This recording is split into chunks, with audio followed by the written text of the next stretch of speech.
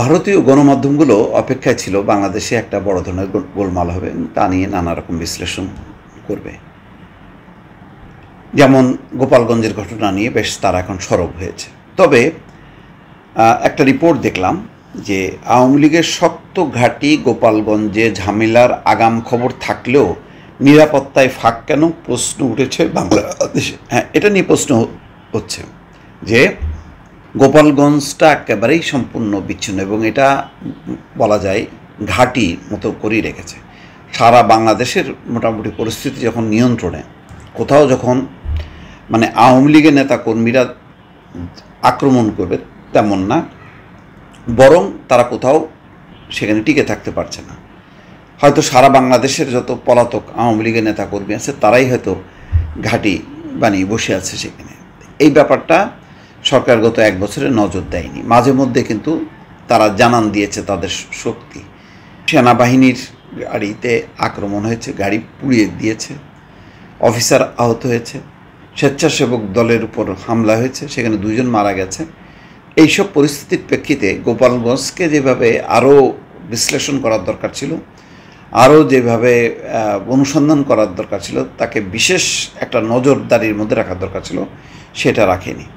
কিন্তু একটা কিন্তু পরিষ্কার দেখলাম যে আনন্দবাজার পত্রিকায় তারা এমন কথা বলেনি যে এনসিপি এসে গোলমাল করছে, বরং সেখানে তাদের যেই কথা বলা হচ্ছে, সাংবাদিকদের কয়েকজনের উদ্ধৃতি দিয়ে তারা বলছেন যে গোপালগঞ্জে কর্মসূচি করতে এলে তাদের বাধা দেওয়া হবে স্থির করেছিলেন আওয়ামী লীগ এবং শেখ হাসিনা দলের ছাত্র সংগঠন ছাত্রলীগের নেতাকর্মীরা।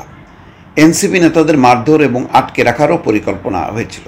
তারপরেও দুপক্ষের সংঘর্ষ ঠেকাতে আইনশৃঙ্খলা রক্ষাকারী বাহিনী কেন ব্যর্থ হয়েছে তা নিয়ে প্রশ্ন আছে। হ্যাঁ, এটা ঠিক আছে, তবে ওই যে আটকে রাখা, আক্রমণ করা, এটাই ছিল তাদের কর্মসূচি। আওয়ামী লীগের, আমি বারবার বলছি তো, এখানে আওয়ামী লীগের পক্ষে সাফাই গাওয়ার কিচ্ছু নেই এবং আওয়ামী লীগ দলগত কোনো কর্মসূচি নেয়নি।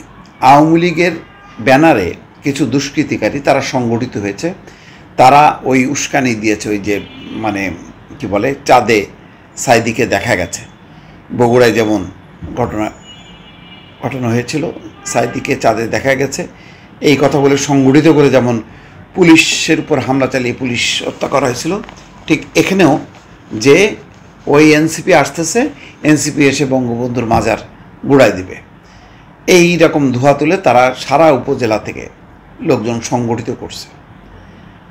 এই তথ্যটা কারো কাছে নেই, বরং এখানে কেউ বলছে না। এই আনন্দবাজার পত্রিকাতেও দেখলাম যে তারা বলেনি যে এনসিপি সংগঠিত হয়ে আসছে সেখানে হামলা করবে, বরং শেখ হাসিনা তার অডিও বার্তায় সেই মিথ্যা ভাষণ, হ্যাঁ, যেখানে সোহেল তাজ তাকে বলছে না ডেভিল রানী খেতাব দিছে, তো তিনি বলতেছেন যে এনসিপি গণ্ডগোল করেছে এবং এখন তাদেরকে প্রতিরোধ করতে হবে, যার যা আছে ঝাঁপায় পড়ো। এনসিপি গণ্ডগোল করছে এরকম কোনো তথ্য নেই, গণ্ডগোল করার মতন শক্তি সামর্থ্যও তাদের নেই।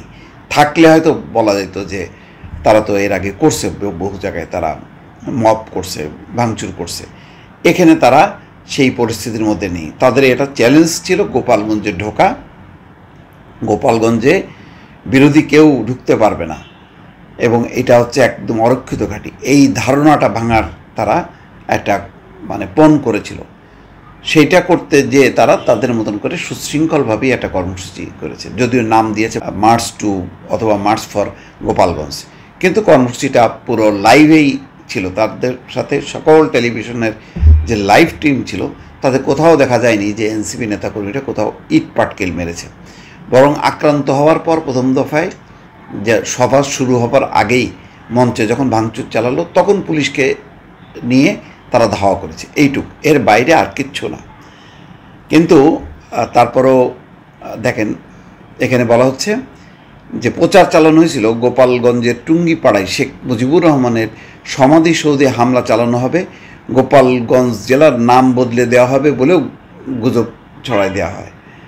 তারপর আরও উত্তেজিত হয়ে ওঠেন আওয়ামী লীগের নেতাকর্মীরা, মানে গোপালগঞ্জের নাম পাল্টাই দেওয়া হবে, স্মৃতিসৌধ বা মাজার সেটা মানে ভেঙে দেওয়া হবে, এইটা চালায় সংগঠিত করছে। তো আবার এইটাকেই এখন প্রমোট করতেছে শেখ হাসিনা। এখানেও আমি দেখলাম রিপোর্টে কোথাও কিন্তু বলা হয়নি যে এখানে মানে মোটামুটি নিউট্রাল।